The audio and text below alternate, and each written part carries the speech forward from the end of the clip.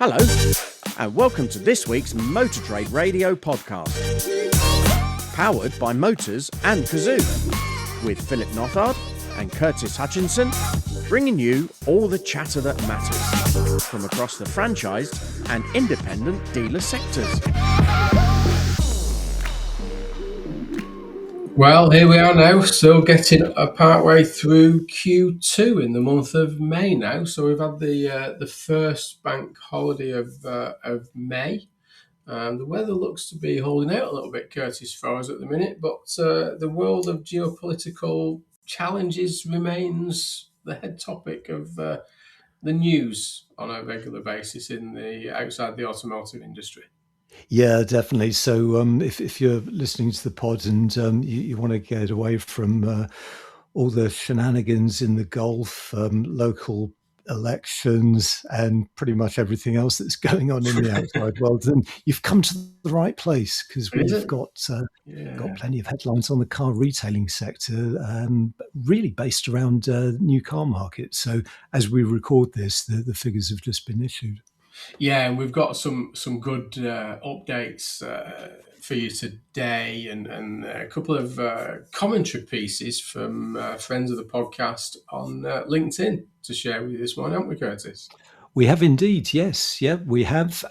We've also worth pointing out that if you haven't caught our episode with Rupert Pontin from Brago, then do check it out. We did a standalone pod last week on looking at trade values for April. So still topical, still relevant, and some good insight there into how the values moved over the course of the month. Yeah, looking forward to future catch-ups with Rupert as we dig into a lot more of that data at Brago across the various different sectors that they're looking at the data on. But we'll get more of that later on. But we'll get on to today's show first. You're listening to all the chatter that matters on the Motor Trade Radio podcast, powered by Motors and Cazoo.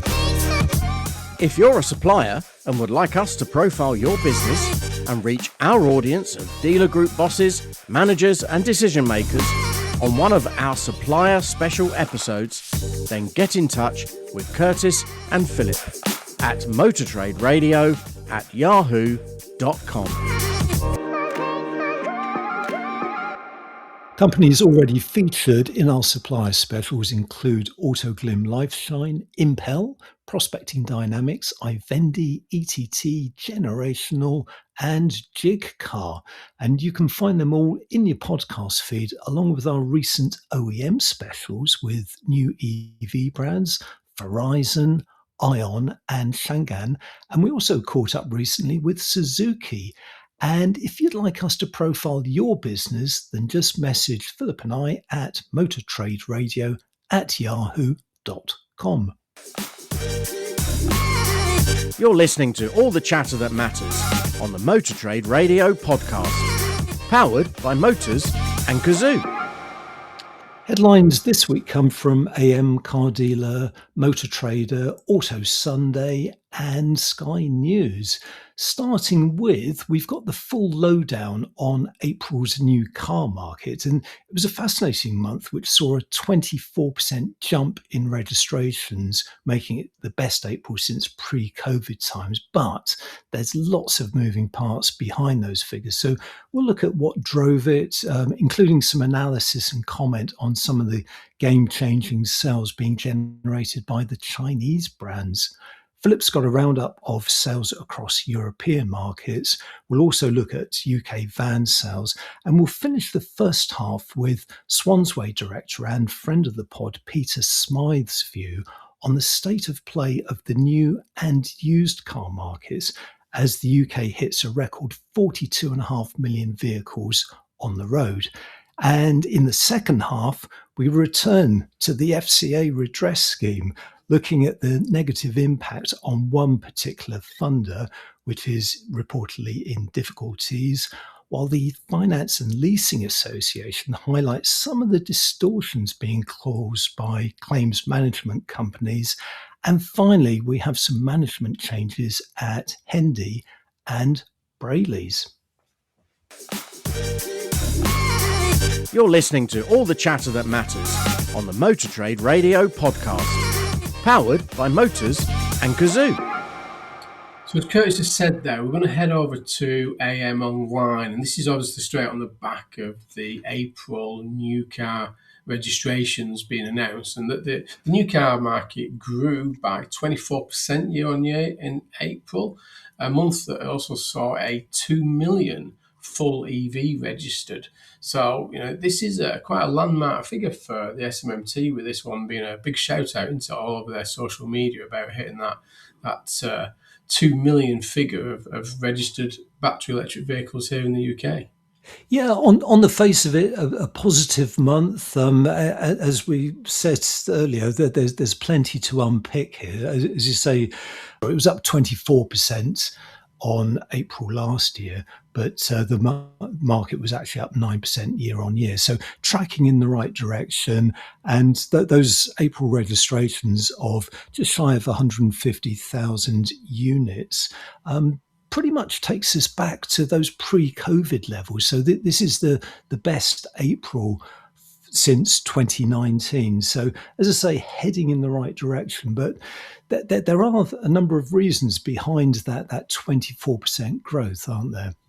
There is, yeah. I mean, we obviously last year there was the EV tax, wasn't it, for the expensive car tax that came in. Yeah. In April of last year. So that was the VED expensive car supplement for electric vehicles. So in April last year was quite a poor month, because we obviously had a lot of pull forward into the month of March ahead of that change. So it has made this April look a lot more positive than it may have been in a normal seasonal marketplace. So yeah, there's been a little bit of nuances there. But if you think back to our interview with Graham Potts from Eden Motor Group, he did say that they'd had a very strong order bank going into March, but actually did cite that he had quite a bit of overflow, didn't he, from March into April for product that he couldn't get into the month of March. Yeah, exactly. And really following on from that, within the AM story, and I do urge you to head over to AM to read the full story, because they've helpfully included a number of the charts and graphs that the SMMT produced, so you can get a really good snapshot of how the sector fared in over the course of April. But looking at those sales, so private, so retail sales, they were actually up 20% for the month, taking a 38% market share. Fleet was up 27%, taking a massive 60% market share. And that smaller business sector of under 25 vehicles in businesses, that was up 15%, taking a 2% share. So how do they look on a sort of year-to-date basis? So private sales are up 12% in the year to date, taking a 40% market share. Fleet is up 7%, taking a 58% market share, and business is up 19%, just taking a small 2% share. Yeah, and if we look at fuel types on it in a minute, so on month, the diesel fell 1%. From a market share of 5.3% down to a 4.2% market share, with just over 6,000 registrations. That takes them to a year-to-date market share of 4.8%, with just short of 37,000 registrations. Petrol up 8.2% to a 42.6% market share there, to just over 63,500 registrations in the month of April. That takes them to 240,000 registrations year to date, and a market share of 44.5%. But when you look at battery electric vehicles, they took a market share in April of 26.2%, up from 20.4% in the market April of last year, to just over 39,000 registrations. That takes them a year to date of 176,600 registrations, with a market share of 23.1%. 1%, which is quite a significant figure there, which is obviously staggered the conversation around the ZEV mandate for this year, and plug-in hybrids holding a 13% market share year to date with just over 99,000 registrations, and then your mild hybrids at 14.5% market share year to date with 111,000 registrations. So clearly, I think the SMMT this week have downgraded their 2026 new and used forecast slightly, but what they have done is pulled back their battery electric vehicle forecast percentage share and increased the plug-in hybrid and hybrid model market for this year on the back of the April and year-to-date performance, and citing the ZEV mandate is still a significant challenge for 2026 for the market. Yeah, because as you say, year to date, BEV registrations are 23% against a target of 33%. So a long way adrift there, hence the revision from the SMMT. And just looking at some of the top 10 selling models, because last month was fascinating, wasn't it? Because we had the plate change and we had the JQ 7 as the top selling car of the month. So this month, the JQ 7 has dropped down to number 10, and the Ford Puma is back at number 1. But also, interestingly, the Amoda 5 has come from nowhere to number 6. So still all to play for. And it is becoming really, really interesting seeing the year-to-date top 10 fastest sellers, because they are sort of jostling for position on a month-by-month basis. So year-to-date, the Ford Puma is still the best-selling car, followed by the Kia Sportage, and the Jayco 7 is the third best selling new car in the UK at the moment. Yeah, I think the JQ 7, I looked at some stats this week, the year-to-date figures for JQ, I think 78% of those registrations are for the JQ 7, which is obviously their most prominent vehicle within their model lineup currently here in the UK. But if we look quickly at the European market for the figures that we have received so far, France, just over 138,000 registrations in the month of April, but a 0.3% decline year on year. Double-digit growth for Italy at 11.6% year-on-year increase to 155,200. Spain, a marginal growth at 8.4% to 106,900. We haven't had Germany figures in yet. We're still waiting to get sight of the figures for Germany. And the US, the market fell in April to 1.4 million, down 6.7% there over in the US. So obviously fighting a bit of a challenging market currently in the US there. Well, I suspect they've looked at the prices at the petrol pumps, haven't they? not favourable for big gas guzzlers at the moment. I wonder why. Yes. We'll keep away from that one. So just heading back to the UK market, because one of the big drivers this month, and indeed over the course of many months now, is the impact of those Chinese sales. And we were talking about the JQ 7 there in particular, how well that's doing.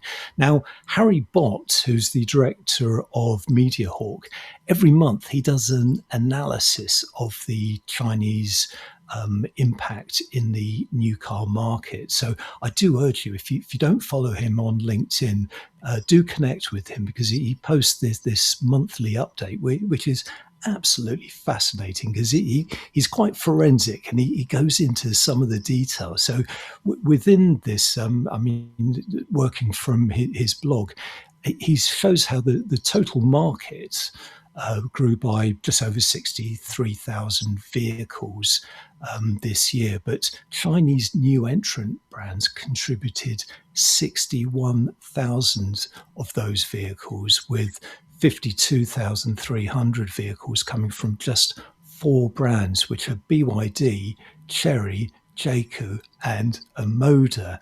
And in contrast, he points out that non-Chinese brands actually shrank by 1,000 units. So we can see how those dynamics are playing out now. Now, he goes on to say that Chinese new entrants have grown their share from 6.3% in 2025 to 11.3% in the year to date. And in April alone, that actually rose by 12.6%. So effectively doubling their full year 2025 position. And within his roundup, he points out how Cherry Automobile, which represents a motor Jaku and the Cherry brand, now has a combined 6% market share year to date, which actually was up to 6.7% in April, while BYD remains the second largest Chinese brand with a 3.5 share year to date, although within April it slipped by 3% from March's high of 4%. So some fascinating insight here, Phil. Yeah, there is. We do love his analysis and his supporting visuals that he does put with his data. So yeah, I mean, if anybody, let's say, if you're not linked in with Harry or don't follow him, then I would suggest that you should. I love to get sight of his data when it becomes available. So yeah, I mean, it's fascinating figures when you start to break it down and understand it that way. A little bit of that Chinese manufacturer growth, and we do find ourselves talking about this quite often, don't we, on the podcast these days, Curtis? It's a recurring theme, isn't it? Seems to be. But I think you've got some update on the LCV market as well for the month of April. Yeah, so just rounding off April's new registrations with a look at light commercials, the headline from Motor Trader is pickup sales freefall by 57% in April as government benefiting kind measures bite. So that's a headline that really does tell the story. So this piece in Motor Trader, it says that the LCV market rose by 6.8% in April, with just under 22,000 vehicles registered, and the strong performance was set against a weak April last year, similar to the car market because of tax changes, and those tax changes directly impacted the use of benefits in kind on double cab pickups, which has really sort of decimated that market. So within this piece, it says demand for pickups slumped again, down 57% to 1,166 units, rounding off volume declines in 11 of the past 12 months. So we can really see how those tax changes from April last year have hit that part of the market. And the piece does go on to look at other areas of the LCV market with positive demand for battery electric vehicles, which grew strongly following a decline in March. So they were up 44.7% in April, and an 11% market share. However, battery electric vehicle adoption represented less than half the 24% share mandated for 2026. So really, a similar theme there to the new car market. Electric vans are well and truly under the mandated levels. Yeah, it's nice, the government intervention in the tax benefit of the double cab pickup, of how much it's impacted that sector. I'm not sure it's had the results that they may have wanted, because they're just not getting any income now, never mind some income from that area of the market, I think it is. Exactly. If only they'd sat down and talked to someone in the industry, because Amazing. Anyone could have told them this, but what do we know? Yeah, exactly. Yeah. So we just go over to LinkedIn now, and as Curtis said through the headlines there, just before we head over to the halfway break, that a friend of the podcast, Peter Smyth, one of the directors and brothers there at Swansway Motor Group, has gone to LinkedIn to share his view on the latest of the vehicle park here in the UK. saying that more cars than ever on UK roads. So why does the market feel tougher than ever? And this is based on the fact that it's been announced that Britain has 42.5 million vehicles now on the roads, and as Peter said, on paper that sounds like a strong growing UK automotive market, but points out if you work in the motor trade, it probably doesn't feel like that right now. So he goes into sort of a little bit of detail around what's going on, and citing obviously about it doesn't necessarily mean it's a healthy market. Argues that something is quite different, and obviously talks about the costs are a big part of this problem. So yeah, it's quite an interesting one, this, isn't it, Curtis? That he digs into some of the details around it and shares his view onto what's happening in that marketplace. Yeah, it really is a good sort of snapshot of what's going on at the moment, and it's great that it's coming from someone like Peter. And if again, if you don't follow Peter on LinkedIn, do so, because this is really a good blog, and I'm really hoping that Peter Smyth continues to do these blogs, because it's very much sort of from the industry. This is what he's seeing on the ground as part of a large family-owned group, and he does talk about how fuel prices and car finance are impacting the new car market. And he makes some interesting observations about the used car market, because he's saying that there is this shift happening, and the UK, in his words, is becoming more and more of a used car market. And he goes on to say that while new car sales still play a critical role, as we've seen from the April registrations, but the real volume and activity is happening in used cars. And he goes on to say that it's where affordability, availability, and choice are aligning with what customers actually need right now.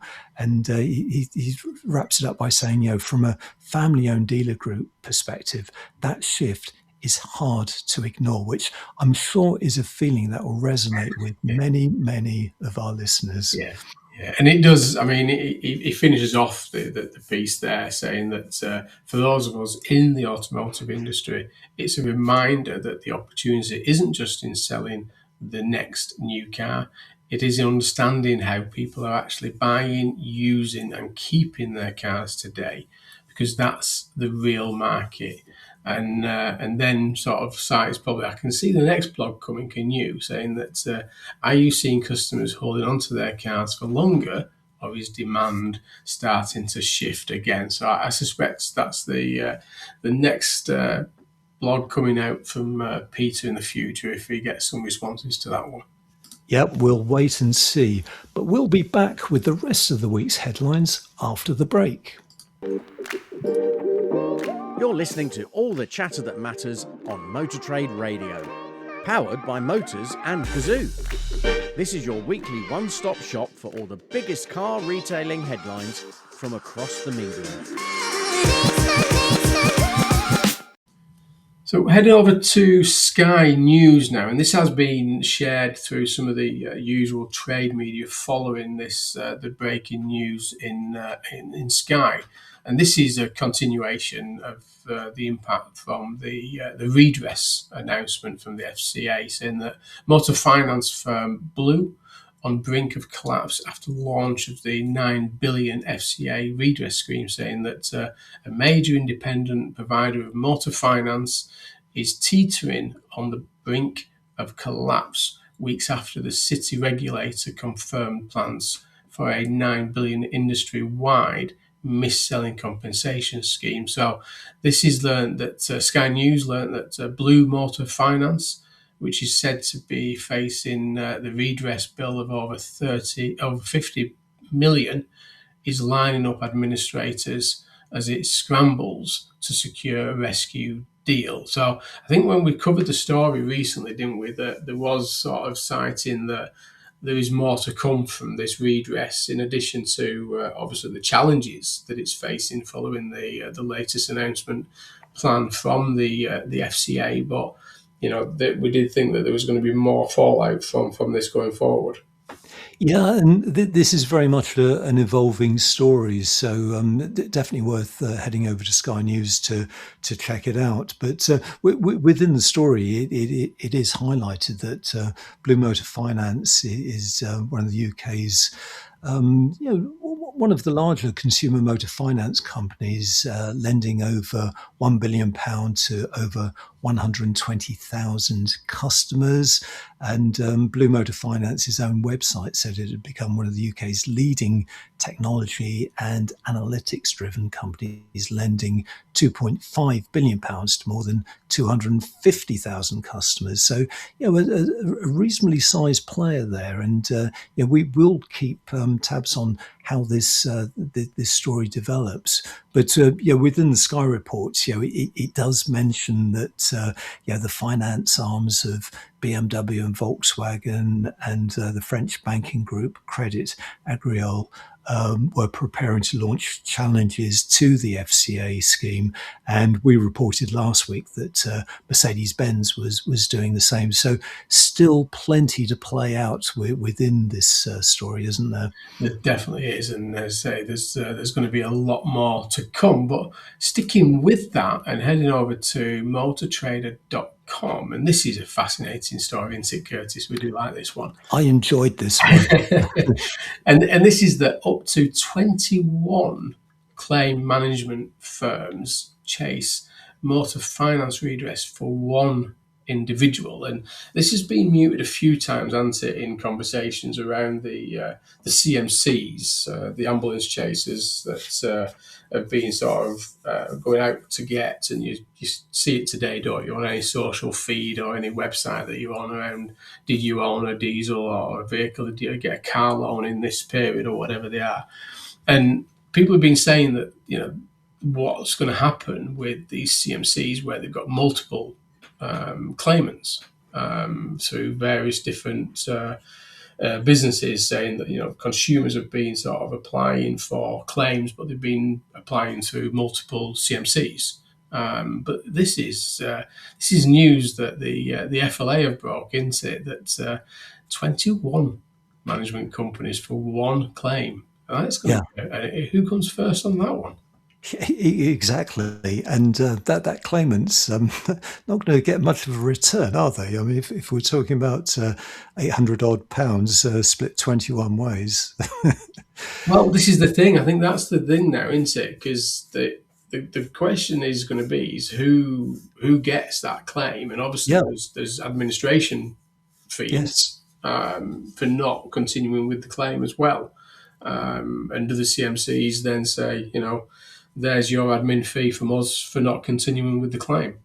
Yeah. Now, interesting, the FLA revealed this figure as the Financial Conduct Authority, the FCA, announced a review of the claims management market, really following these concerns that consumers are being failed by some of these CMCs. And within this piece in Motor Trader, the Finance and Leasing Association said, this is a welcome intervention by the regulator that will create better outcomes for consumers. And it goes on to say that for years, the entire credit industry, including motor finance lenders, has endured claims management companies monetizing the complaints process.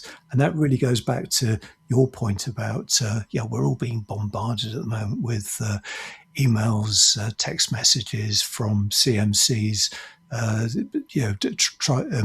encouraging us to make a claim for being missold motor finance. And it's got to the point now where the FCA has really got to step in, which it looks though it is doing at long last. Yeah, there's a lot going on in that. I mean, there's been a task force, hasn't there, as well, set up to look into these kind of things as well. So we expect more to come on this one. But this the CMC market is going to be an interesting one now as that starts to get rolled out, as who gets the claim, as it goes forward. But we will continue to keep you updated as the impact from the redress continues to be hit. But we'll go finally now, and this has been covered in various media over the last few days. But Auto Sunday and Tristan Young there did break this story early. I think he had the exclusive on it, and this is that Duncan McPhee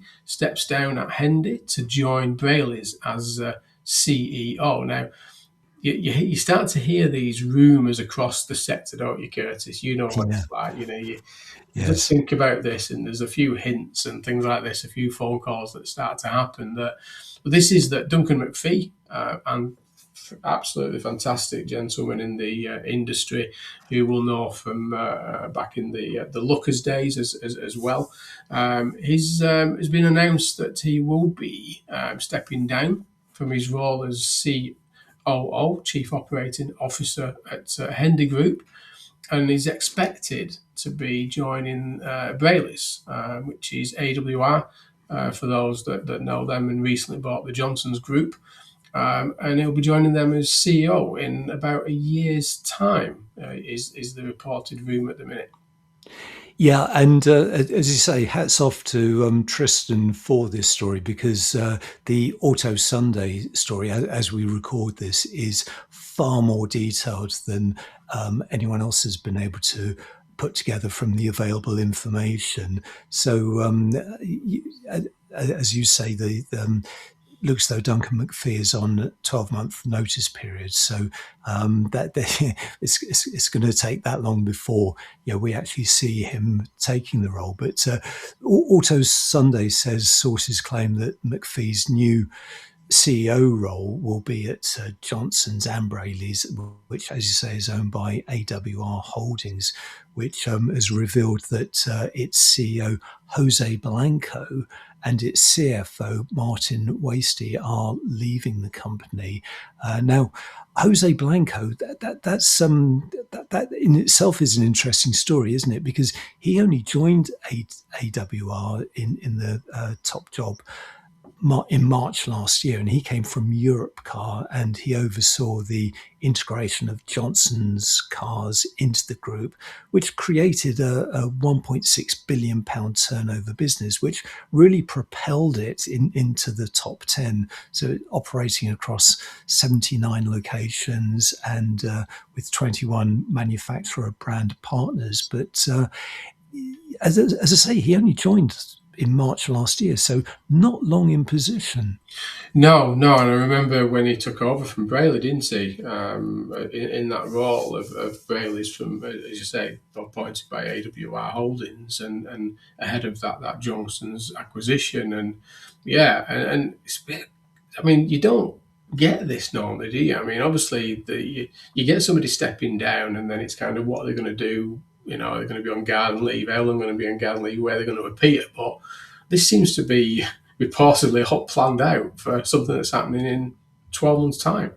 And you can see, you can only be careful not to speculate. But I think I'm not sure. Jose Blanco has got a significant retail operational background, has he? Through his career, he's very much in that rental space with Europcar in Spain and some of them European markets. Whereas you've got Duncan, who is very much retail operational, as we know. So you can see where that might be planning out, but there could be other things behind all of this.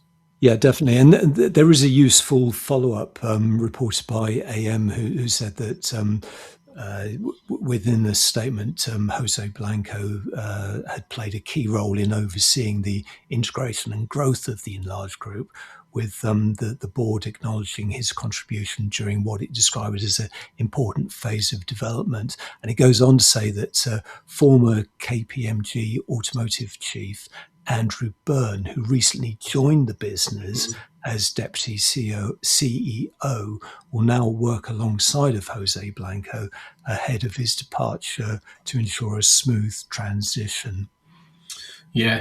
So all changes at the top there, Curtis, and we were only talking last week about the Hendy's financial results, weren't we, for 2024?